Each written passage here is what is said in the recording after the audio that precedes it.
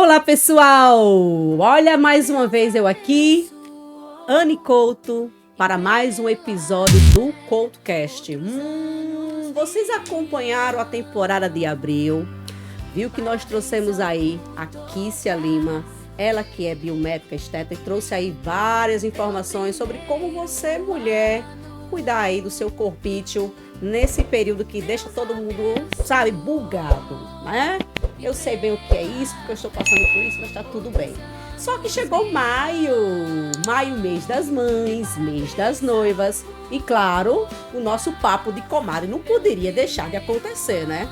E aí, gente, para o papo de comadre de hoje, eu trouxe uma pessoa muito especial. Conheci ela em um evento, e nesse evento ela falou sobre algo que é muito comum comigo, que é o tema ciclicidade feminina. E dentro da proposta de conteúdo dela, ela traz abordagens sobre gestão do tempo. E aí é onde entra o nosso papo. Né? Você sabe muito bem que o papo de comadre é aquele papo, é aquele momento que é papo sério, mas de uma forma descontraída. Então, eu trouxe hoje uma pessoa muito especial. Ela que é profissional na área de liderança, MBA em gestão. E digo para você, porque eu estava conversando sobre alguns pontos aqui e acabei aqui linkando com o que ela estava me falando nos bastidores. Mas enfim, eu quero apresentar para vocês Edislaine Nascimento, ou Edislaine Rodrigues. Ela que também já escreveu um livro, tá? E a gente vai conhecer tudo sobre ela agora, porque a comadre tem assunto, viu? E o bom é que hoje nós vamos aprender como usar o tempo para organizar todas as nossas demandas, mas com o olhar da mulher cíclica. Com vocês, Edislaine Rodrigues. Seja bem-vinda, minha querida. Deus abençoe. Obrigada pelo convite. Obrigada por ter aceito o nosso convite, né? Eu que agradeço por ter esse prestígio, né? De estar aqui falando sobre gestão de tempo, falando sobre a mulher, trazendo a parte de ciclicidade, como eu falei, que foi algo que quando eu conheci fez total diferença na minha gestão de rotina, de tempo. Então eu agradeço muito pelo convite. Perfeito. Me fala um pouco sobre você, Edislaine. A sua área, um pouco sobre como você chegou nesse universo do ciclo, da ciclicidade feminina, como você aplica, né, todo esse conceito nas suas rotinas. Fala um pouco, que as meninas com certeza tá todo mundo curioso, porque eu falei um bocado de você por aí. Eu digo, vem coisa boa por aí esse mês. Então, Anne, eu sou mãe de 3 filhos, né? Sou casada. E hoje eu atuo na área de consultoria de negócios. Atuo também como mentora e sou professora universitária, né? Voltado para a área de gestão estratégica de pessoas. Eu passei por um processo de burnout há um tempo atrás e foi a partir daí que eu comecei a parar. Peraí, eu preciso me enxergar de uma forma diferente. O que está acontecendo comigo? O que está acontecendo com o meu corpo? As coisas que eu tinha prazer eu não tenho mais. E aí, quando eu conheci uma mentora que me falou sobre gestão de rotina, fiz uma mentoria durante um ano com ela, e nesse processo ele me apresentou a ciclicidade. E eu comecei a perceber que eu não precisava e que nem era saudável para mim me manter o tempo todo em performance, todos os dias da mesma forma, porque era isso que eu me cobrava, né? De estar todos os dias, eu tenho que estar aqui não, sorrindo, performando, e quando eu não conseguia isso, se tornava uma culpa. Quando eu conheci a ciclicidade, eu entendi que cada ciclo da gente há uma área que eu possa performar. E não necessariamente eu preciso estar o tempo todo executora, mas tem momentos que o ciclo ele é mais introspectivo e nesse momento eu aproveito para criar. Né, o meu livro, inclusive, saiu num período desse, né? Eu estava bem introspectiva. Inclusive, foi uma das perguntas que eu anotei aqui, né? Em que fase você escreveu seu livro? Mas continue. Quando eu escrevi o livro, ainda não, eu tinha um conhecimento básico sobre isso, mas ainda não era tão profundo, né? Mas hoje, olhando, eu vejo que era realmente nesses períodos de introspecção, eu estava mais, assim, aquele período mais dolorido, né? Ele quer estar deitado. Aquele momento que a gente não quer conversa com ninguém, só com nós mesmas. Mas é nesse momento que a gente se sente mais criativa, mais reflexiva, principalmente, né? E o meu livro, ele fala muito sobre reflexão, porque o livro é Tríade da Liderança. Ele tem 3 autores, né? 3 atores nesse livro, que é eu, o outro e o ambiente. 50% do livro fala sobre o eu, porque foi nesse período que eu comecei a entender o quanto o autoconhecimento ajudava na performance, na sustentabilidade dessa performance, porque às vezes a gente quer performar mais, quer performar como os homens, por exemplo, performam, mas eles têm uma linha linear diferente da nossa, e a gente chega ao esgotamento. Então, foi um período de reflexão, e eu trouxe algumas ferramentas, trouxe esse processo reflexivo mesmo para esse livro, onde eu pudesse trazer para as mulheres aquilo que eu passei, e quais foram as ferramentas que me ajudaram a sair um pouco desse esgotamento. Interessante. Você estava falando nos bastidores sobre o processo, né? O processo que foi de você dar esse novo passo da ruptura. Fala um pouco sobre isso, porque é interessante para as meninas que estão nos assistindo entender que, por mais que seja doloroso, é necessário. E aí, essa observação que nós estávamos fazendo sobre esse padrão de comportamento que nós temos, né? Esse instinto de maternal, a gente querer estender para algumas demandas. Fala um pouco sobre isso. Para o corporativo, né? A gente estende para tudo. O projeto é meu, tem que dar certo comigo. Então, eu trabalhei 15 anos num grupo, e aí realmente foi muito difícil eu me desligar desse grupo, porque é um grupo que até hoje eu tenho um carinho muito grande, né? Uma empresa maravilhosa, mas eu entendi que aquilo não fazia mais sentido para mim, né? Eu queria dar um pouco mais de atenção à minha família, aos meus filhos, eu já vinha nesse processo de adoecimento mental, então precisava cuidar disso, mas eu passei por um longo período até tomar a decisão. E quando eu tomei a decisão, eu percebi que realmente eu precisava daquilo, porque eu estava com um vínculo emocional com a empresa, que já não era mais relação funcionário e patrão, funcionário e empresa. Era uma relação de amor, como se a empresa fosse minha, como se fosse um relacionamento amoroso. Caso, o nível de afetividade estava muito além do profissional, né? Exatamente. Você é como o afetivo mesmo de mãe, né? Exatamente. E tudo que acontecia com a empresa me afetava. Eu cheguei ao nível de que tudo que acontecia com a empresa me afetava. Se tinha alguma mudança, e aquela coisa, né? Quando o projeto é nosso, quando a gente ajudou a criar o projeto, as mudanças para estar mexendo com a gente. A gente vai sentindo mudança junto, né? É verdade. E aí algumas coisas eu não conseguia compreender, porque eu já não olhava mais ali com um olhar de trabalho, né? Eu olhava realmente, mas eu não conseguia compreender que era isso, né? Hoje eu compreendo que eu olhava com esse olhar de afetividade, do processo ser meu, do projeto ser meu, de ter que ser daquela forma, e às vezes eu não conseguia desvincular o profissional do emocional. E essa transição foi bem complicada, mas quando eu consegui fazer, eu percebi que já era realmente o momento. Eu precisava me encontrar novamente como profissional. E dentro desse processo, Edislaine, quando você deu esse novo passo, né, uma vez que você tinha consciência, né, de que era um passo necessário, por mais doloroso que estivesse sendo. Como foi essa experiência para você? Como foi esse processo desse novo momento? Então, foi mais tranquilo do que eu imaginei.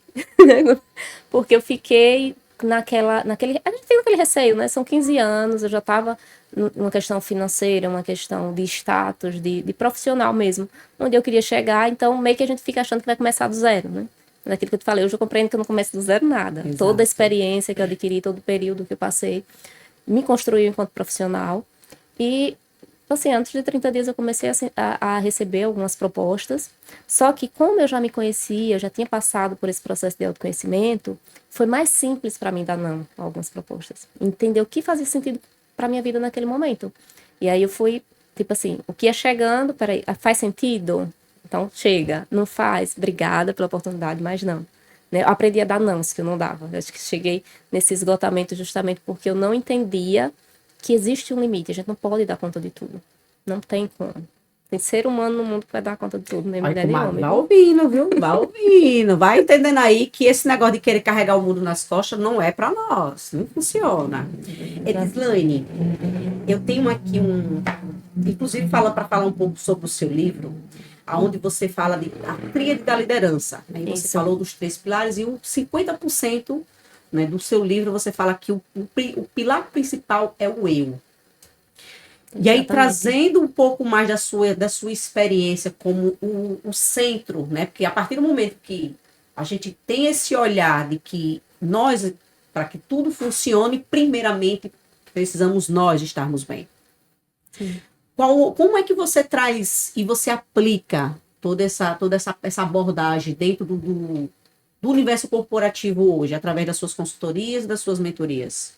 Então, esse foi uma coisa que eu precisei desconstruir, né, ao longo do caminho, que foi, como eu falei no início, de querer performar o tempo todo, né? Por que que a maioria do livro é eu, apesar de ser um livro falando de liderança? Eu não tenho como liderar ninguém se eu não me lidero. Se eu não sei quais são as minhas prioridades, se eu não sei o que é que eu posso absorver, o que eu não posso, como eu vou dizer para a Anne o que ela pode? O que é que ela deve tratar como prioridade? Então, a maioria do livro vem falando sobre autoconhecimento. E dentro do universo corporativo, eu tento trazer sempre isso. Aonde é que o seu trabalho se encaixa na sua vida? Eu percebi por muito tempo que eu tinha uma vida que tinha que se encaixar no trabalho. Edislane, eu fui gestora de prevenção à fraude, de jurídico, operacional, atendimento, o que mandavam fazer. Tá precisando de alguém ali, vamos, a Edislane faz. E eu ia lá e eu fazia, porque eu tinha que fazer, né? eu só me sentia realizada se eu botasse aquele projeto para frente. Então, por muito tempo, o trabalho mandava na minha vida. E quando eu fiz esse processo de autoconhecimento, eu precisei entender uma coisa. Eu preciso de um trabalho que caiba na minha vida, e não o contrário. Então, hoje, quando eu vou olhar um trabalho, eu vou ver, esse trabalho me realiza enquanto pessoa, né? Porque tem muitas coisas que hoje a gente tem uma ferramenta chamada âncoras de carreira, e uma das minhas âncoras é a parte social. Então, como é que eu trago isso para dentro do meu trabalho? Às vezes eu vou conseguir trazer dentro do trabalho que eu exerço, e às vezes não. No meu caso, eu não consigo trazer totalmente. O que é que eu faço? Hoje, eu trabalho como voluntariado em 2 instituições. Então, eu já preencho ali a minha, Sim. a minha âncora social. Mas dentro do trabalho, para mim também precisa ser algo que faça sentido. Então, onde é que esse trabalho cabe na minha vida? E aí eu trago para os líderes isso. Onde é que o trabalho cabe na sua vida? Às vezes não é o trabalho em si, mas o que ele realiza para você, né? Porque o meu trabalho, muitas vezes eu precisei aprender coisas que inclusive eu não gostava. Mas ele realizou o sonho da minha casa, ele realizou o sonho do meu carro, ele realizou o meu sonho de ser alguém onde as pessoas olhassem e reconhecessem enquanto profissional. Então, eu trago para as pessoas essa consciência de que aquele trabalho que hoje você exerce, ele precisa caber na sua vida e você precisa entender como ele cabe. Não necessariamente, porque tem muitas pessoas, o trabalho é ruim, eu tenho que mudar. Não, gente, todo o trabalho que a gente teve nos formou. Então, eu preciso respeitar e honrar todo o trabalho que eu passei. Mas eu preciso entender até que momento ele cabe na minha vida.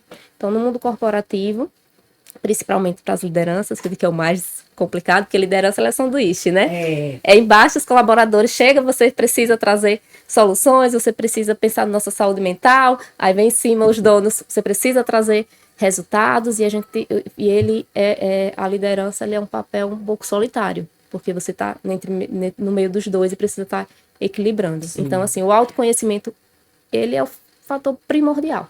Você trouxe um ponto aí, Edislane, que é interessante para nós desse universo entender,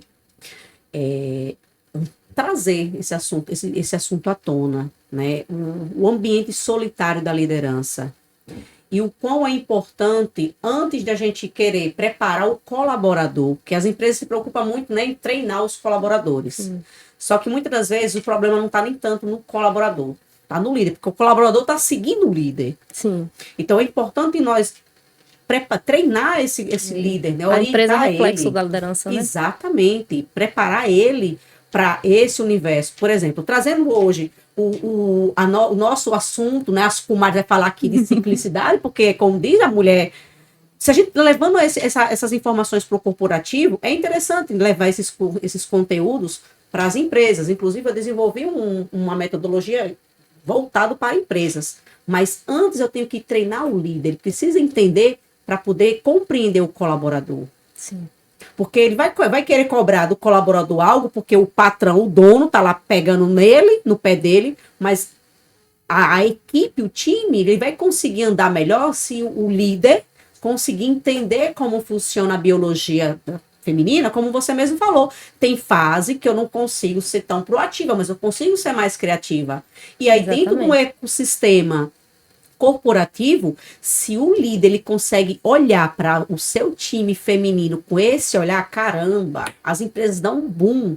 E o índice de mulheres adoecidas emocionalmente vai cair muito. Eu fiz uma pesquisa sobre isso. E eu digo, gente, tá faltando as empresas realmente assim se permitir um pouco olhar para nós com esse olhar, para que o impacto, né, porque eles focam no resultado, Sim. né? Mas o impacto realmente que eles buscam, o que interessa a eles, tem a ser muito maior, porque é o que falta hoje.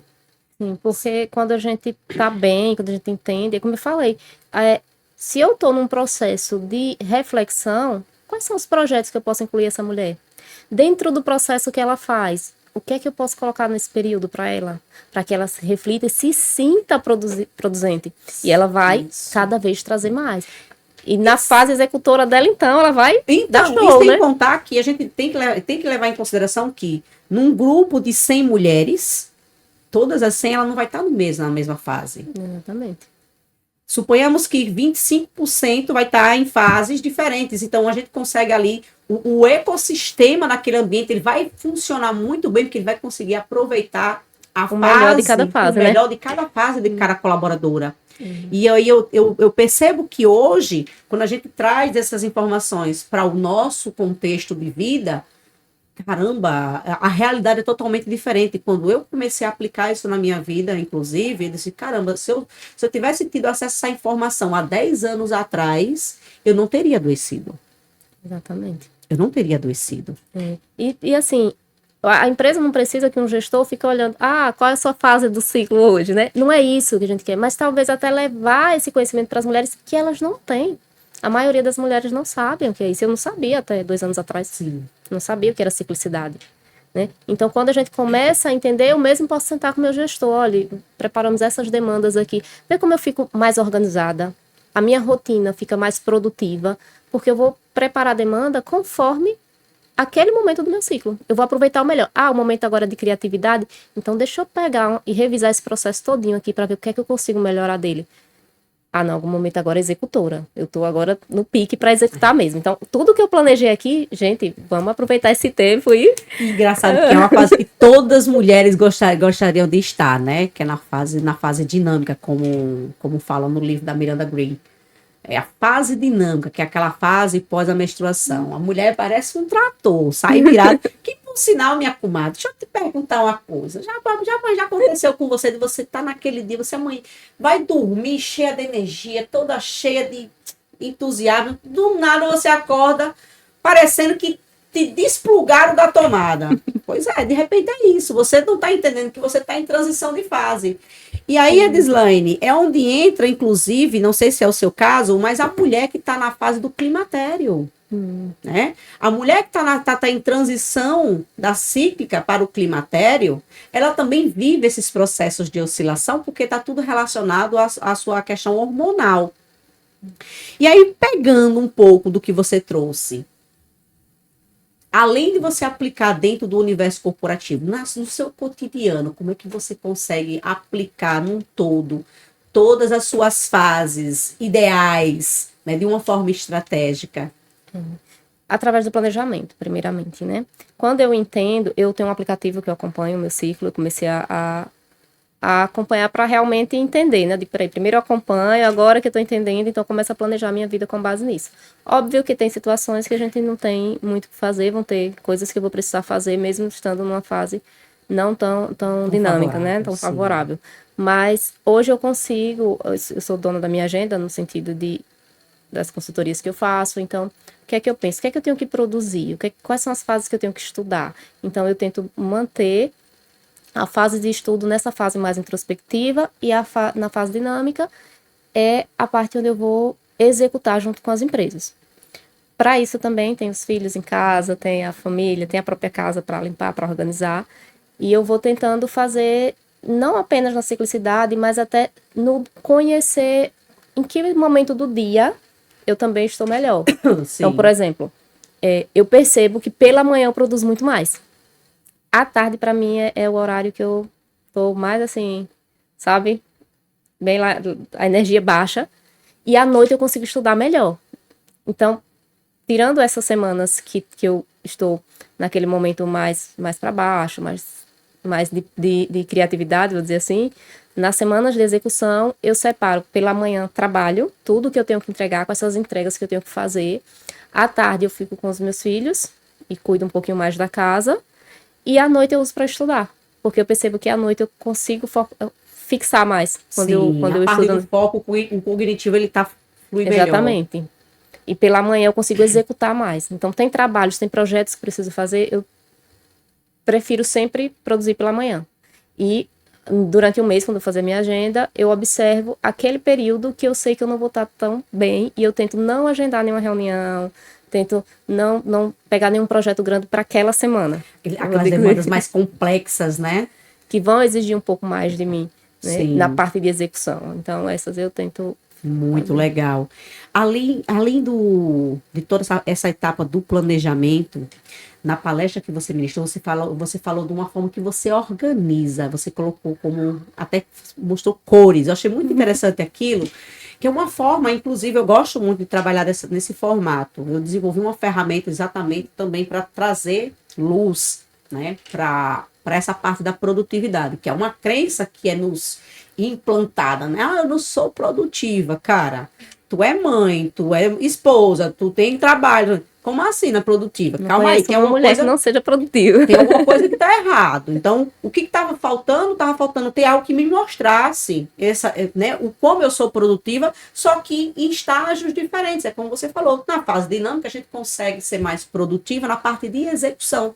Mas isso não significa que na fase de introspecção, que é a fase menstrual, que é a fase reflexiva, eu não vou produzir. Eu produzo, só que de uma forma diferente. Eu vou fazendo revisão de projetos, eu vou estar fazendo todo aquele processo de análise, que é onde nós estamos mais, o senso crítico, ele está muito mais elevado. E aí, trazendo esse ponto, fala um pouco sobre esse modelo de gestão que você aplica na sua vida. Pronto. A primeira coisa que a gente precisa fazer para fazer uma boa gestão de tempo é entender o que é prioridade. O que é que faz sentido para mim, né? Por que muitas vezes a gente não consegue dar conta? Porque a gente quer dar conta de tudo. Eu quero lavar prato, eu quero cuidar de filho, eu quero varrer casa, eu quero pegar todos os projetos que aparecer. Então, assim, o que é prioridade na minha vida? O que eu quero, de fato, para minha vida? A primeira coisa que eu fiz foi isso. Entender o que era prioridade para mim. E depois organizar uma rotina diária onde realmente eu conseguisse depender menos da minha mente. Né? Lá, o que eu mostrei foi a agenda. Então, a minha agenda, hoje tem tudo na minha agenda. Tudo que você pensar tem na minha agenda. Eu planejei, programei e coloco a agenda para ser o que vai me orientar. Eu não preciso acordar amanhã, o que é que eu vou fazer hoje? Não, eu abro a agenda e tá lá. Eu tenho uma reunião, que é geralmente o que a gente coloca, né? Mas não, eu tenho que fazer unha, tá lá na agenda. Eu tenho que ir no supermercado, tá na agenda. Não, hoje eu tenho que limpar os vidros, tá na agenda. Eu coloco lá como uma tarefinha, terminou, vou lá concluído. E eu separo por cores para quando eu olhar, eu saber exatamente o que eu tenho. Por exemplo, tudo que tá em amarelo, eu sei que eu vou precisar sair de casa. Então, a academia vai estar em amarelo, vim aqui no podcast, no podcast vai estar em amarelo também. Então, tudo que eu preciso sair de casa, eu botei em amarelo. Ah, tem coisas que são muito urgentes, não pode passar daquele dia, eu coloquei em vermelho. Então, eu fui criando um sistema de cores, onde quando eu olhar, peraí, essa semana tem algo aqui que eu preciso dar um pouquinho mais de atenção. Por quê? Porque a agenda, ela é uma ferramenta, as pessoas às vezes querem, se eu botar na agenda, eu vou ter que cumprir horário, ela sente que vai travar. Na verdade, é o contrário, né? A agenda, ela libera a gente, ela libera a minha mente e tá pensando em coisas simples no dia a dia. E eu preciso, a agenda ela não pode ser estática, ela é flexível. Então, por exemplo, eu prefiro organizar 3 dias, porque aí eu consigo. Hoje não deu tempo de fazer alguma coisa, peraí, deixa eu ver se amanhã eu consigo encaixar, né? Então, encaixo em 3 dias. Outra coisa que eu faço, eu não ocupo todos os horários. Porque no início eu fazia isso, né? Quando eu comecei a usar a agenda, eu acordo 8 da manhã, então de 8 até 6 da noite vai estar cheio. Aí quando acontecia um imprevisto, no dia seguinte estava cheio, eu não conseguia encaixar. Então, assim, hoje eu coloco na minha agenda tempo para descanso. Hoje eu coloco na minha agenda o meu período menstrual para eu evitar algumas demandas durante esse período. Então, a agenda para mim virou minha amiga fiel. Você abrir aqui vai estar coloridinho, como você viu lá. Eu vi lá. Aí dentro desse planejamento, né, dessa gestão, aplicado à ciclicidade, quando você vai montar, no caso, a sua agenda, levando em consideração o seu ciclo, o que você coloca como prioridade? Quer dizer assim, não, isso aqui eu vou ter que colocar porque faz parte. E em que momento você coloca? Qual é a fase que você coloca algumas demandas? Traz um pouco desses pontos para as meninas já pegar um gancho de como elas podem aplicar isso dentro da vida delas? Eu aproveito principalmente na fase menstrual, é quando eu reviso a agenda inteira do mês. Mas, como eu falei, a cada 3 dias eu vou lá e reviso, né? Mas a agenda do mês eu faço na fase menstrual. Por quê? Porque é justamente nesse período que eu não estou me sentindo tão produtiva. Então, eu vou produzir o meu planejamento. E o que esse período, para mim, é o prioritário, porque eu, às vezes, muita enxaqueca, muita cólica. Então, eu evito bastante botar qualquer demanda nesse período. Outra prioridade tem aqueles dias que a gente tá muito estressada, assim, muito irritada. Então, nos períodos que eu percebo que eu vou estar um pouquinho mais irritada, aí eu já evito um pouco as reuniões presenciais, eu vou mais para uma reunião online, ou eu vou mais para concluir um projeto, eu vou pensando dessa forma. Atividade física, então, no período menstrual, eu reduzo um pouquinho, ao invés de eu ir para uma musculação, eu vou para uma esteira, fazer caminhada, vou para uma bicicleta, para algo mais leve. E no trabalho é isso de o período e o horário do dia que se encaixa mais. Então, hoje, para mim, se torna mais simples porque eu fiz esse acompanhamento e eu consigo já entender quais são os períodos que eu produzo mais. Mas eu acredito que para cada mulher é diferente, né? Sim, sim. E aí eu precisei acompanhar e hoje, para mim, é mais simples por conta disso. Porque eu observo na agenda quais são os momentos. No meu período menstrual, eu vou estar aqui fazendo a fase de planejamento, entendendo como vai ser o meu mês seguinte. No período executor, vamos botar em prática algumas coisas que eu já planejei aqui, que eu entendo que vai ser processo. Tem aquele período que eu tô um pouquinho mais irritada, mas ao mesmo tempo que eu tô irritada, eu também tô querendo fazer muita coisa, né? Então, eu já aproveito o que é que dá para fazer sozinha aqui, que eu não vou precisar me relacionar com alguém. Porque até nisso, os relacionamentos, a ciclicidade interfere um pouquinho, né? E o autoconhecimento, o próximo passo, né? O próximo autor, que é o outro, o autoconhecimento te ajuda até nisso, né? Nas fases de relacionamento, você entender quando você tá irritado porque algo aconteceu ou porque você não tá num dia bom, né? Meu esposo, ele me alertou também uma vez pra isso, né? Porque eu tava muito irritada com ele, e por que você tá fazendo isso? Por que você tá fazendo aquilo? Não sei o quê. Aí ele, Fish, vai menstruar. Aí quando ele falou, eu fiz... Digo, gente, mas não é isso mesmo? Aí, na verdade, o primeiro contato com a ciclicidade que eu tive foi essa do meu esposo, porque ele me alertou quando ele fez isso. Aí eu comecei a observar. Quando eu tava irritada, assim, com o vento, eu digo, pronto, tá próximo. E eu comecei a acompanhar para isso, para que nesses dias, 2 dias anterior, eu ficasse mais na minha. Tipo, eu vi só algumas coisas que estavam me irritando, então, não, peraí, deixa eu fazer outra coisa aqui, deixa eu sair de perto dos meus filhos, do meu esposo, pra gente... No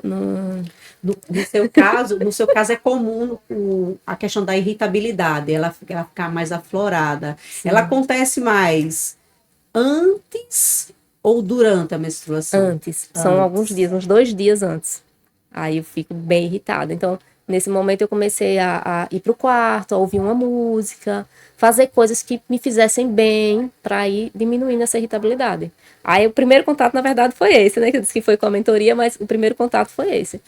E aí, com a mentoria, pronto, foi que eu entendi que existe essa parte de antes da menstruação, pós-menstruação, com a quantidade do ciclo, eu já acompanhando, meu ciclo é um pouco curto, 21, 22 dias. Então, o seu é de 21? É. Olha, tá vendo? E teve um programa que eu falei sobre isso, porque existe uma crença, né? Existe uma crença distorcida sobre fase e ciclo menstrual. A maioria das mulheres associa o ciclo menstrual ao período que está menstruada. E, na verdade, o período que está menstruada é a fase, né? A fase Exatamente. Menstrual. E aí tem essa questão também do período, do ciclo, né? Tem mulheres que têm o ciclo de 32 dias, tem mulheres que têm o ciclo de 21, tem mulheres que têm o ciclo de 28. E aí é um bug total. E aí, trazendo para o tema do ambiente corporativo, imagina aí que aquelas 100 mulheres, umas têm ciclo de 28, outras têm ciclo de 32, outras têm ciclo de 21. Então, ao meu olhar, é muito importante, né, que as empresas elas comecem a trazer para dentro dos programas de capacitação esses recursos para trazer um olhar mais empático para o seu ecossistema, com foco na produtividade, mas dentro de uma produtividade que traga realmente assim leveza para essas mulheres e respeitando essa biologia delas, porque imagina, não vai ter todas elas, ela não vai ter todas elas no período de 21 dias, ciclo de 21 dias. Assim como também não vão ser todas no ciclo de 28 dias. Exatamente. E aí é um caos realmente. Você está num ambiente onde exija de você que você exerça atividades de forma linear e numa linearidade constante e muito opressora, a verdade é essa. Né? Você é do universo corporativo, você sabe. Não é fácil para nós mulheres estar à frente de projetos, estar à frente de equipes aonde tem um gestor ali que não busca olhar por esse lado. Eu até tolero um homem, né? Mas outra mulher não dá para entender, não dá para engolir seco, porque assim, ela sente as mesmas oscilações que a gente sente. Então precisa a gente trabalhar um pouco mais esse olhar assim, dizer, caramba, peraí, da mesma forma que você menstrua, que você tem seus desconfortos, sua colega também tem, sua colaboradora também tem. Vamos começar. Mas sabe o que é, Anne? A cultura ensinou a gente a passar por cima disso. Então, a maioria das mulheres passam por cima, não compreendem, elas se esgotam, elas se machucam, e na cabeça delas outras têm que fazer isso também. Porque se ela passou, e aí cabe a gente trazer esse outro olhar, né? Ela não precisa se machucar, assim como ela não precisa machucar o outro também. Isso é verdade. Não, e você trouxe um ponto interessante, a cultura. E aí eu me pergunto, e pergunto para você que está nos assistindo agora, até quando você vai continuar se machucando? Né? Até quando a gente vai aceitar essa cultura de que a gente precisa dar conta e ignorar, né, os sinais que o nosso corpo está dando? Chegar no burnout, como você chegou, como eu cheguei? Então, é necessário que a gente comece realmente assim a trazer luz para esses pontos, porque os dados estão aí, né? Mas é como eu falo, quando a gente estava conversando nos bastidores, se nós pudermos minimizar de alguma forma esses impactos, nós estamos aqui para isso, para poder ajudar.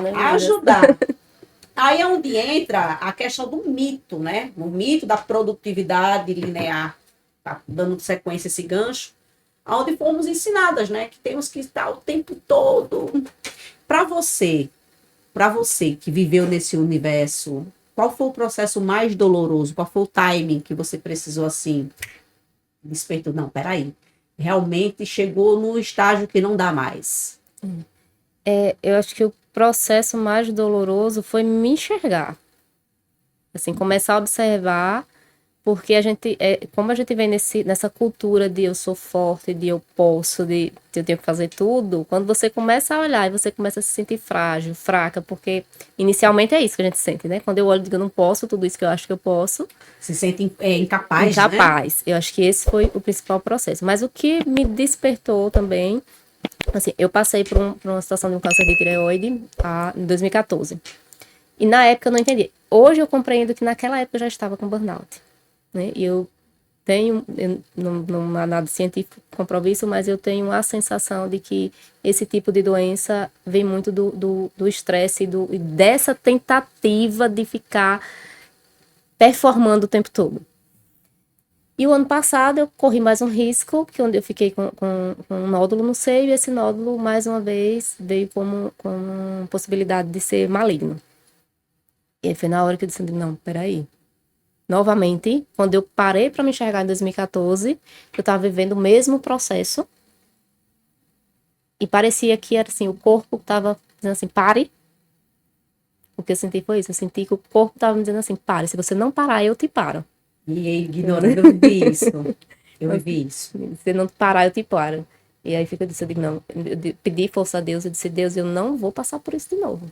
Não vou, porque o Senhor está me dando a oportunidade e eu vou agarrar com unhas e dentes essa oportunidade. Eu vou passar para o meu reconhecimento, né? O meu autoconhecimento, e eu vou ter uma vida leve agora. Você trouxe um ponto aí que me lembrou de uma entrevistada que eu recebi no mês de março. Por sinal, ela vai estar aqui conosco, agora em maio, né? Que é a Patrícia. Ela é fisioterapeuta, mas ela desenvolveu uma técnica aonde essa microfisioterapia, ela vai trabalhar gatilhos emocionais, e nesses gatilhos emocionais está relacionado a processos de dor, a coisas que a gente guardou. E aí quando você falou, automaticamente você deu, caramba!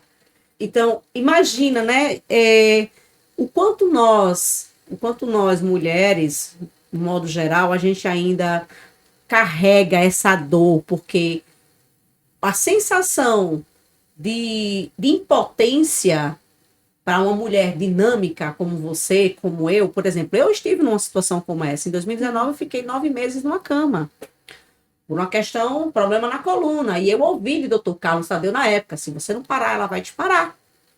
Só que eu estava naquela situação, eu fui colocada, de uma certa forma, em uma situação que eu precisava assumir negócios, família, né? Tinha saído de uma separação, então tive que ficar à frente de tudo. Então eu fui colocada nesse lugar, mas eu vi que, por isso que eu falei, né? Até quando, né? Por quanto tempo a gente vai continuar ignorando? E quando eu entendi que eu estava ignorando, que o meu corpo estava sinalizando, ó, você tá pesado, você tem que soltar. E vem aquela questão, tá, se eu parar, quem é que vai fazer? Né? Então, muitas vezes a gente assume esse papel não por querer, mas porque infelizmente ou felizmente a circunstância nos colocou nesse lugar. Só que aí tem um preço muito alto. A gente acaba pagando um preço muito alto por isso. E dentro, né, desse preço alto, quando a gente entende que realmente é necessário soltar, né, se refazer para dar um outro passo, beleza. Mas e quando não tem jeito? A pergunta que eu faço é: você garante estar aqui amanhã? Vai ter alguém para fazer. Vai ter alguém para fazer. Vai ter. Exatamente. Eu também pensava assim, eu digo, se eu não fizer, ninguém vai fazer. Se não tiver quem faça, alguém vai assumir o papel. Foi exatamente esperando essa pergunta, essa resposta sua, que eu trouxe esse insight, essa reflexão, porque essa é a pergunta que muitas mulheres fazem, inclusive as mães atípicas que eu assisto aqui no Instituto, né? Porque é como diz, não é fácil, né? Para cuidar de um típico, imagine de um atípico. Ah, mas e quando eu morrer, quem vai cuidar? Né? Quem vai cuidar? Eu estou falando de um filho atípico, mas a gente traz essa crença para tudo. A gente estava conversando nos bastidores e a gente conseguiu identificar isso. É para tudo. E está na hora de nós olharmos para isso, com um outro olhar. Né? Eu não vou conseguir dar conta do meu trabalho se eu não estiver bem, fisicamente, emocionalmente, cognitivamente. Então, olhar para a nossa natureza biológica requer realmente olhar assim, caramba. Tem fases que eu vou estar bem para fazer tal coisa, tem fases que eu não vou estar bem, tá tudo certo.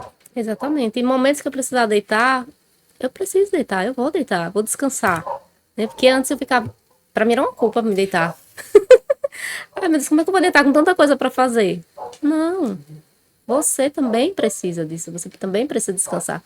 E eu acho interessante que se a gente olhar para o universo masculino, apesar da linearidade deles, eles respeitam isso. Sim. Respeitam. Chegou fim de semana, eu não quero saber se a casa tá bagunçada. No máximo eu vou ajudar minha esposa e pronto. Mas se ele estiver cansado, ele não vai levantar do sofá, ele não vai levantar da cama, vai lá e vai descansar. E por que a gente se sente tão culpada quando descansa? Né? Pronto, você trouxe um outro ponto que, inclusive, teve um programa que eu falei sobre isso. Na aula de hidroginástica, uma colega chegou para fazer aula de natação e aí começou a conversar, tal, e sai. Meu Deus, eu tô aqui como se eu não tivesse nada para fazer. Ela estava se sentindo culpada porque tinha tirado aquele momento para fazer uma aula de natação. Então, veja, a que ponto? A que ponto nós chegamos, Edislaine? Ao ponto de um momento que a gente tira para cuidar do nosso corpo, porque é o cuidar do corpo, é como diz, reorganizar a nossa energia, a gente sentir culpa. E não dá mais para a gente olhar para esse tipo de comportamento e achar natural, né? Achar natural, sabe? É como diz, romantizar, né? Normalizar esse tipo de pensamento e de comportamento. Acho que você usou a palavra certa, romantizar, porque a gente faz isso esperando um reconhecimento e a gente só se reconhece, eu digo a gente porque eu passei por esse processo, Sim. Só se reconhece se a gente estiver no limite, se a gente estiver fazendo tudo. Hoje, pelo contrário, hoje eu consigo me reconhecer muito mais. Eu sei naquilo que eu tenho qualidade e também sei aquilo que são os meus defeitos. E tá tudo bem. Tá tudo certo. Exatamente. Eu vou tentar ajustar aqueles defeitos? Vou, mas até onde dá. Até onde não dá, enquanto Deus não voltar, não vai ter perfeição na Terra. Então, é verdade. Não, e aí é onde entra, né? A gente aprende que a não querer ter o controle de tudo. né? É outro ponto que inclusive na teoria da Miranda Gray, ela fala sobre isso, a questão do flexibilizar, como você falou. A gente aprende a ter flexibilidade, inclusive com nós mesmas. Entendeu? Assim, não, hoje não dá e tá bom. Ah, a casa tá suja, pronto. Amanhã, quando eu estiver legal, eu limpo. Justamente. Entendeu? A roupa tem que botar na máquina. Tá, hoje eu não vou botar a roupa na máquina, amanhã eu boto. Há tempo atrás, inclusive, eu tinha essa, sabe? Eu tinha que chegar no trabalho e a casa tem que estar intacta, tem que estar perfeita. Eu tava destruída, moída, triturada, mas a casa tem que estar bonita. Cara, e aí, como é que pode? A casa tá limpa e arrumada e eu... Eu tava conversando com minha irmã esses dias e falando sobre isso, né?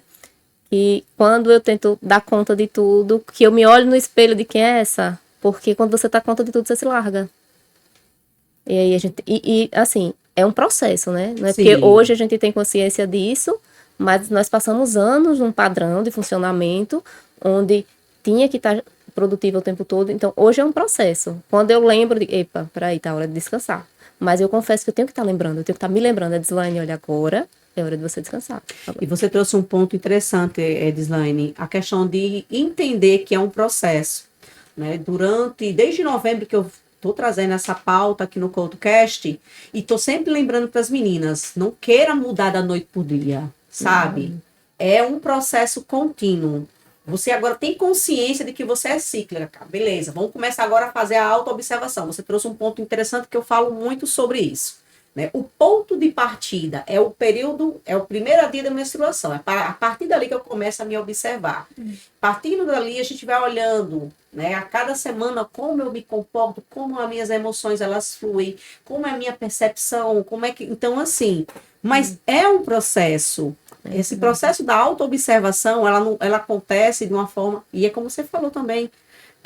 A gente passou a vida toda acreditando que funcionava de uma única forma. Então, não vai ser de uma hora para outra que eu vou conseguir mudar. Eu estou desde 2021 estudando e aplicando isso. Então, são 5 anos de pesquisa, são 5 anos de aplicabilidade, de busca. E ainda tem muita coisa para performar.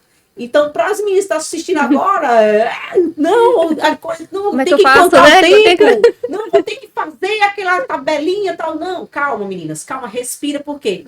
A gente fala sobre as nossas emoções, sobre como utilizar o ciclo menstrual para gerir as emoções. Uma vez que a gente aprende a entender como as nossas emoções, elas oscilam nesse processo, aí é onde a gente vem para o tempo, a gente olha assim, pronto, agora eu estou entendendo. Agora tá mais calma. Sabe? E elas precisam entender que vai acontecer a partir do momento que a consciência e trazer essa luz, aplicando todos os dias, aplicando um passo de cada vez. Aí é onde você falou que até então você não tinha essa noção, né? Que quando você escreveu o seu livro, você estava na sua fase criativa, que geralmente ela está ali na fase pré-menstrual, né? Mas deixa eu te perguntar uma coisa. Você sentiu, quando você começa a escrever, ou quando você aproveita, no caso, sua fase dinâmica para projetos dinâmicos ou projetos criativos, você sente que o seu fluxo, ele é diferente? Ao seu nível de energia, como é que funciona nesse período? Ele é um pouco diferente, sim. No período em que, no meu caso, não é o pré-menstrual. O pré-menstrual é aquele que eu tô irritadíssima, né? O meu caso é um pouco diferente. Você falando sobre querer já se conhecer a partir dali, eu fui fazer isso. Eu peguei, como é cada fase? Aí eu comecei a me comparar com essas fases, né? Eu digo, eu não sou assim. Não é bem assim que acontece comigo.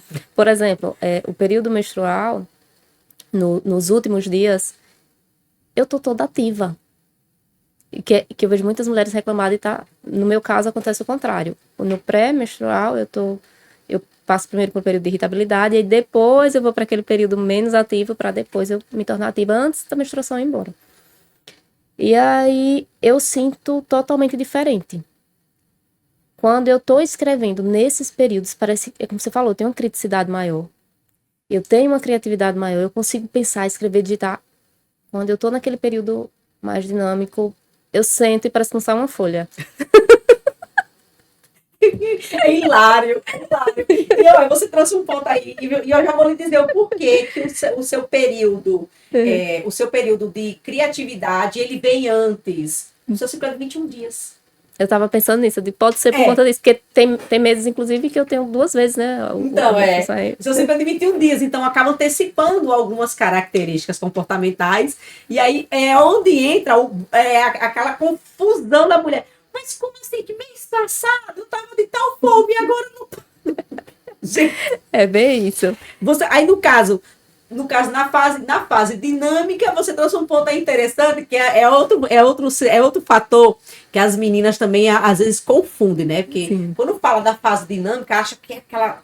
Mas tem aquele lado que a força física, muitas das vezes, está lá em cima, mas a força cognitiva não vai. Parece que zera, né? Não vai. E aí ela acha que a dinâmica, você vai fazer aquele monte de cálculo.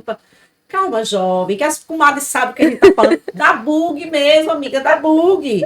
Aí você de vez em quando tem que tomar um café, que é uma outra coisa que nós que trabalhamos, né? Nós trabalhamos, tem muito esse hábito. E que dentro da pesquisa que eu fiz, Edislaine, não é muito legal para nós, né? A gente forçar a produtividade à base de cafeína, de energético, coisa tal. Eu tive que mudar, inclusive excluir. Meu mentor me orientou a tirar o energético dos meus hábitos, eu consegui.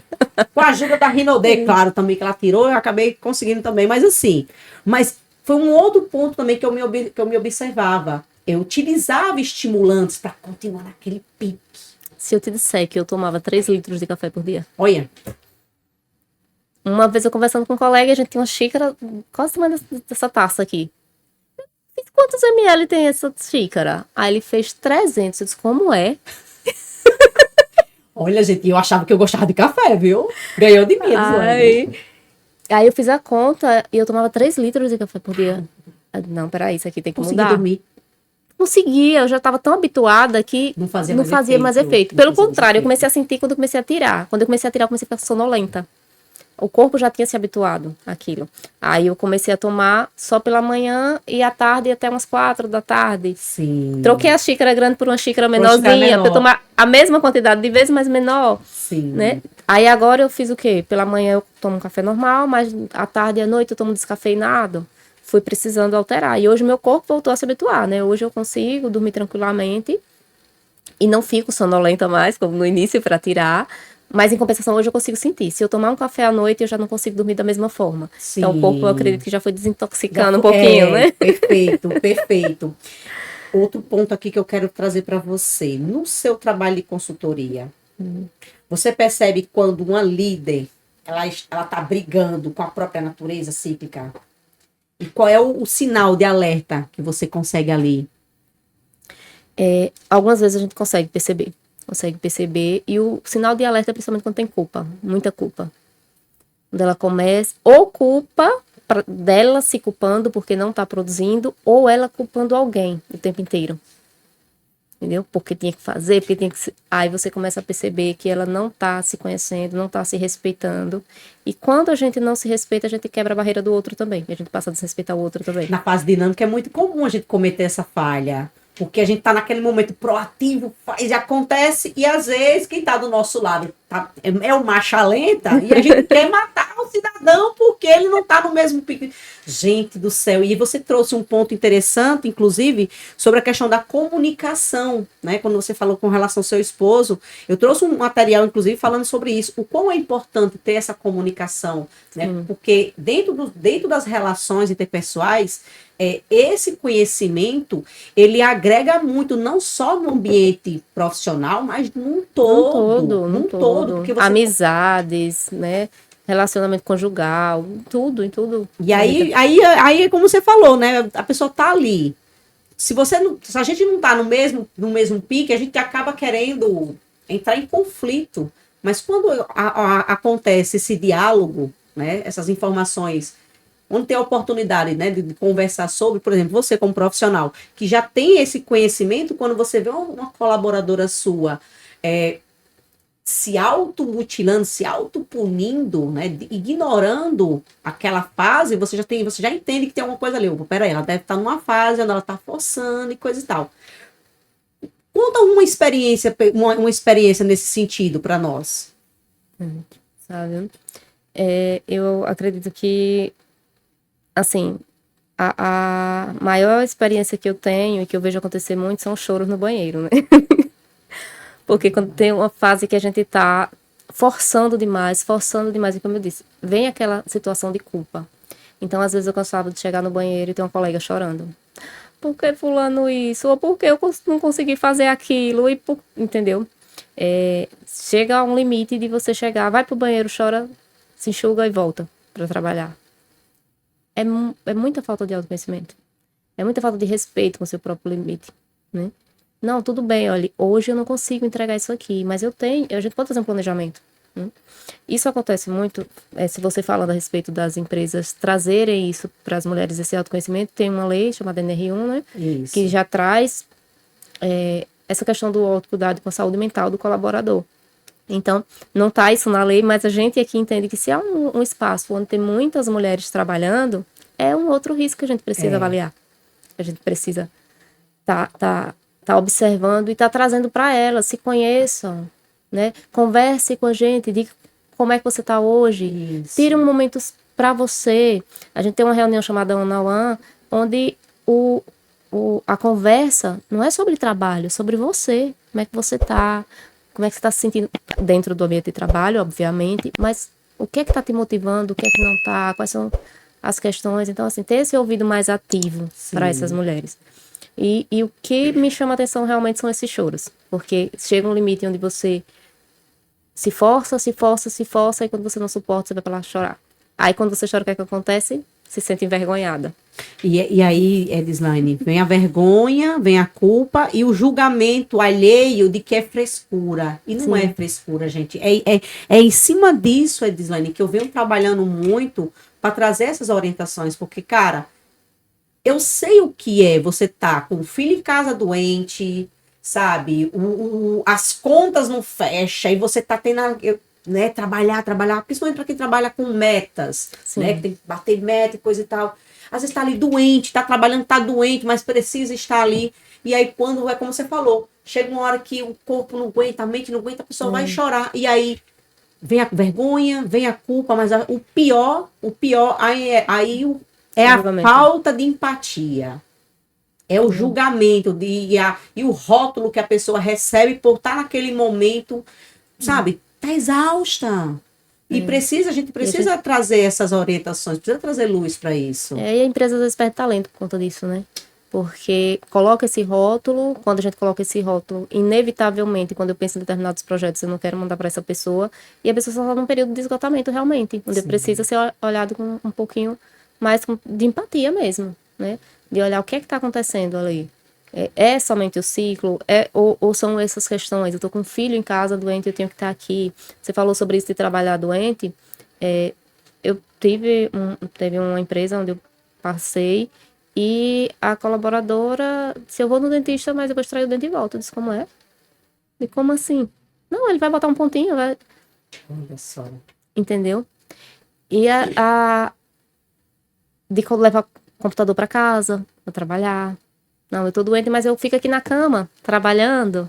E às vezes a liderança dá a entender que isso é produtividade. Que não. Não é.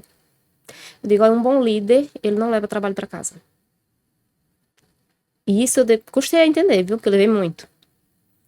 A gente precisa entender que o meu momento de trabalho é aquele. Em casa é família, é cuidado. São as minhas coisas agora pessoais. Porque senão a gente fica nesse vínculo. Por que eu tenho um vínculo tão emocional com o trabalho? Porque eu não tinha horário. Eu não tinha esse momento de saber assim, não, aqui acabou o trabalho. Não é que a gente vai esquecer, a gente não esquece. A gente não vai para casa e esquece do trabalho, a gente não vai para o trabalho e esquece de casa. Nós somos um só. Naquele momento, né? Nós somos um só e quando acontecia algo grave no trabalho, obviamente, eu ficava em casa às vezes pensando. Mas precisava disso todos os dias? Não precisava. É uma situação atípica, onde não aconteceu um problema aqui, eu vou precisar ficar um pouco mais tarde. Mas, do contrário, isso é falta de gestão. Isso é falta de liderança. É onde eu estou sobrecarregada, porque eu não estou tendo confiança no meu colaborador, eu não estou ensinando como deveria, eu não estou tendo respeito com ele e comigo. E aí eu passo a absorver tudo, ou microgerenciar, que isso é o que a NR1 vem falando também, né, sobre o microgerenciamento ser um risco. E eu só me sobrecarrego. Então, assim, para mim, um bom gestor ele não é aquele que chega às 6 da manhã e 8 da noite. Se eu ver isso acontecendo, já é um sinal de alerta de que essa pessoa não está gerindo bem. Ela não está sendo uma gestora, ela está operando, ela está microgerenciando, ela está, de alguma forma, adoecendo a si e aos seus colaboradores. Aí trazendo um pouco, depois a gente começar a ir para o final. Para quem trabalha hoje em home office, Edislaine, aplicar todo esse processo, né, de planejamento, para aquela mulher que trabalha em casa, mas que não tem uma rede de apoio, né, como a maioria das mulheres. Aí trabalha no home office, mas precisa agora trazer essas ferramentas de autogestão, né? A autogestão, linkada à gestão do tempo, usando como bússola a sua ciclicidade. Para essa mulher que trabalha no home office, quais seriam as dicas, as orientações que você poderia trazer para elas? Eu acredito que as orientações são as mesmas, mas com um pouquinho mais de olhar. Porque home office a gente mistura, né? Você tá aqui, olha a pia de prato, ai Jesus, eu tenho que lavar esses pratos. Ou o contrário. A gente tá ali trabalhando, esquece que deu nosso horário e fica lá até, esquece de jantar, de almoçar. No período de pandemia a gente viveu isso, né? De trabalhar home office e às vezes chegava o horário de almoço, a gente passava do horário de almoço. Então, assim, é ter um pouco mais de disciplina em relação a isso. Entender que é o seu tempo, é a sua vida, né? A pessoa diz, tempo é dinheiro, tempo é vida. É a sua vida que você está dedicando ali. Então, ter um ambiente separado. Quando eu iniciei, eu botei o home office dentro do meu quarto. E aí, é aquela coisa, você tá trabalhando olhando pra cama. Parece que você... Quando você tá cansada, você olha... Foi o que eu fiz. Eu coloquei num ambiente totalmente apartado. Quem puder, claro, porque a gente sabe que a realidade são diferentes, né? São realidades diferentes. Mas coloco o mais afastado possível das suas demandas. Eu coloquei num quartinho onde eu usava para guardar coisa. Então, organizei, limpei e botei o home office lá nesse quartinho. Por quê? Porque ali não faz parte do meu dia a dia. Então, de manhã, tomava meu banho, como se fosse trabalhar, não, voltando a trabalhar como se estivesse saindo. Então, faz a mesma rotina para que o seu corpo entender que você está indo para um outro ambiente. Então, toma banho, se gostar, se maqueia, se não gostar, mas se organiza, vai para ali, dê o seu horário de almoço, levanta, desce, vai almoçar. Tenha uma rotina para sua casa, para que você não fique aqui pensando nos pratos que tem lá para lavar. Não, pessoal, eu tenho um determinado horário, nesse momento aqui eu vou cuidar da minha casa. Como eu falei, não é algo estático, né? Não, 2 horas exatamente. Eu vou usar um períodozinho aqui da tarde para fazer isso, porque eu fico lá despreocupada. Para que não fique na minha mente que eu tenho um monte de coisas para fazer. Não, eu tenho várias coisas para fazer, mas eu tenho um horário para fazer cada uma delas. Eu tenho momentos para fazer cada uma delas. Então, eu não vou estar preocupada. Agora, o meu momento é esse. Mas, assim, principalmente se observar muito. Se disciplinar muito. Porque a mulher tem essas abas abertas, esses milhões de abas abertas na cabeça. E a gente tem que, de vez em quando, aprender a fechar uma. Deixa eu terminar essa aqui e depois eu abro a outra. Perfeito. Você falando de home office, aí eu lembrando que o meu eu montei na minha sala. Eu montei na minha sala, e como geralmente na sala não tem televisão, não tem nada, então montei na minha sala, e exatamente eu apliquei uma técnica que a gente aprende na PNL, né? A âncora. Então, pronto. Naquele momento ali, engraçado que é assim, parece, eu tenho gatos, né? Eu sou da causa animal, e eu tenho gatos, eu tenho um abençoado que é específico, que quando eu me sento lá, ele vai abençoando o computador. Fred. Eita, Fred. É automático. Eu me sento no home office para trabalhar, ele vai, senta no computador como que ele diz, não, você tá aqui, vai trabalhar aqui. Não, vai trabalhar não. Você me lembrou de uma reunião, comadre.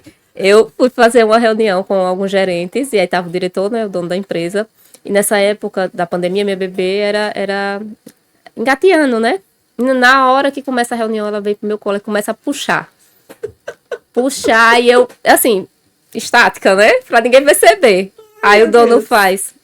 É guerreira essa mulher e tá com 30 filhos aí do lado. Mãe sendo mãe. Não, e eu faço questão de quando acontecem essas situações comigo, fazer os bastidores e botar aqui, ó, mãe que trabalha em home office, não tem... E eu ia uma coisa, Dilane, foi bom a gente ter trazido isso, até mesmo para quebrar esse tabu, essa resistência dessas mães, de quando tá numa reunião, tá trabalhando em home office, a criança vem e tal, e ela ficou com meio...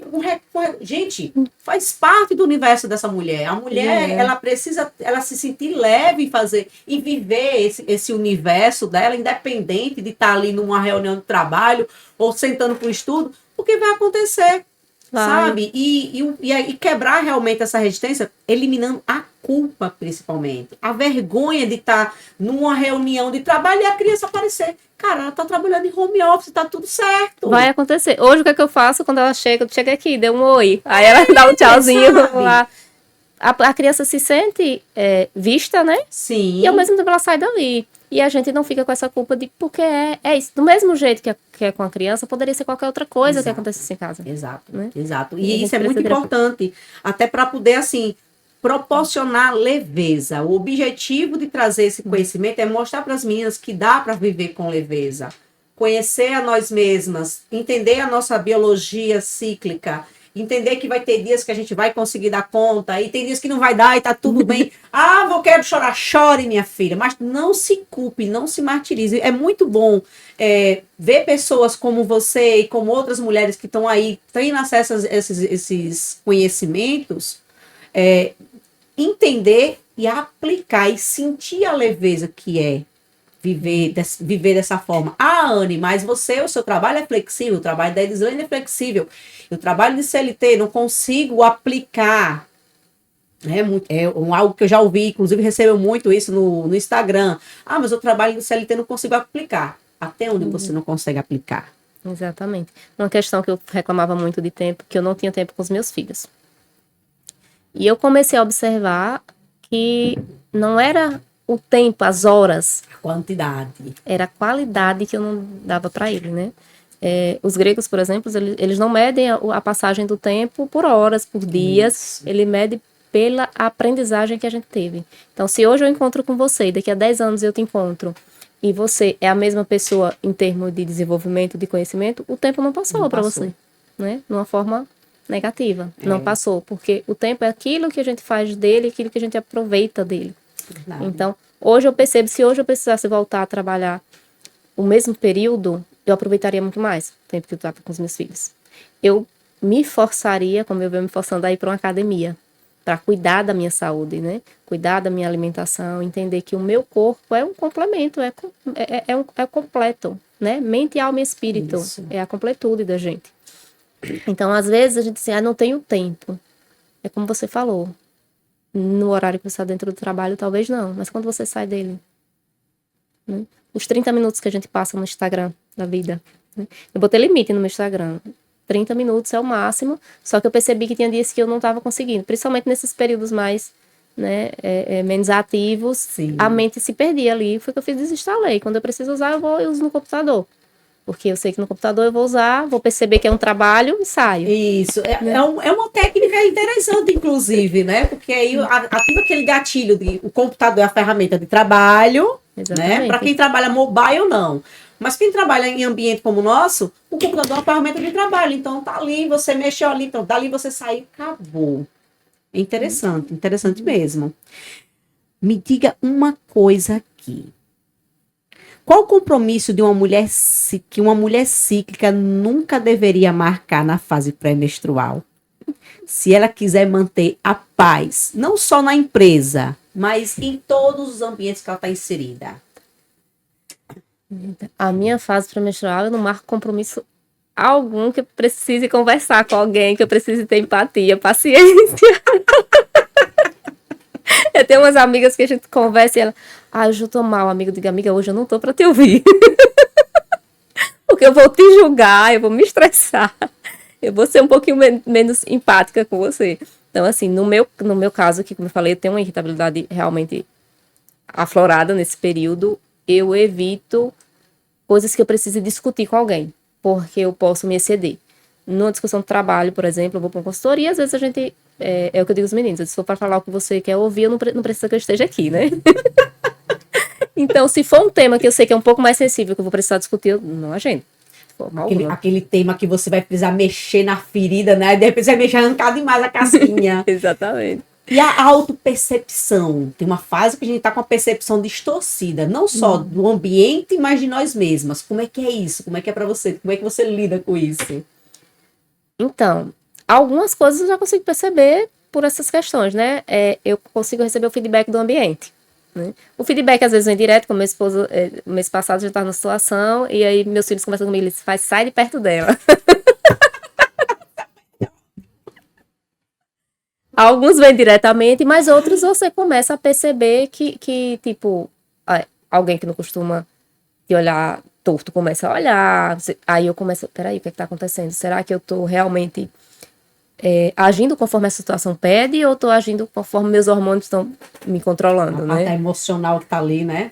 Aí, hoje eu consigo perceber um pouco esse feedback, nem sempre, né? A gente consegue controlar. Às vezes, quando eu percebi o feedback, já foi, já vem sendo dado aí. É porque dependendo de como nós esteja, né? Dependendo da situação, tem situações, principalmente para quem ainda não desenvolveu a habilidade da autogestão emocional, entender que aquela fase, pronto, você falou que, por exemplo, tem fase, na fase pré, você já percebe que como sua irritabilidade ela é aflorada, você já recua para diversas demandas. Mas tem pessoas que elas não percebem isso, e aí acaba, então quando acontece a situação, dependendo do contexto, já foi, explodiu, já foi, não tem como. Aí vem novamente aquela história da culpa. Porque aí você explode quando seus hormônios baixam, você entende, não precisava aquilo. Ai, sou eu que não presto. Ai, sou eu que não sei fazer isso. Mas isso está sempre se repetindo. Eu ouço muito isso, né? Eu falei sobre isso no programa em janeiro. Na temporada de janeiro eu falei sobre isso porque foi algo que eu recebi muito, né? Porque a maioria das mulheres ela associa a identidade a esses comportamentos, a essas oscilações, né? E é muito comum trazer essa culpa, né? Esse arrependimento, porque meteu os pés pelas mãos e aí depois ela passou uma visão de alguém que ela não é. E Exatamente. outras, elas associam aquele comportamento à sua identidade. E aí é onde a gente vem trabalhando também isso. Ó. Calma, que é uma fase. Só E aí você observar. a gente tem um outro lado também, né? Porque quando tem mulheres que quando ela começa a entender a ciclicidade dela, tudo é responsabilidade da ciclicidade. Ah, não, eu me estourei por causa disso, você tem que entender. Tipo, meu marido, eu tenho que xingar ele, dizer um monte de coisa, ele tem que entender. Não é bem assim. A ciclicidade é justamente para que a gente não se exceda, né? Não se exceda nos nossos limites, não se exceda no limite do outro. Como eu falei, hoje eu entendo que é o meu período de irritabilidade, eu vou pro meu quarto. Quando eu percebo que eu... Aí eu paro, peraí. O que é que realmente está acontecendo aqui? Eu continuo irritada, mas eu observei que não está sendo Não é só com o proporcional. outro, né? Não está sendo proporcional. Então, deixa eu me afastar um pouquinho para que eu não fira o meu esposo, para que eu não fira os meus filhos com as minhas palavras, né? Para que eu não fira um relacionamento de colega de trabalho ou de amizade. Porque assim, a palavra dita ela não volta. Sim. Né?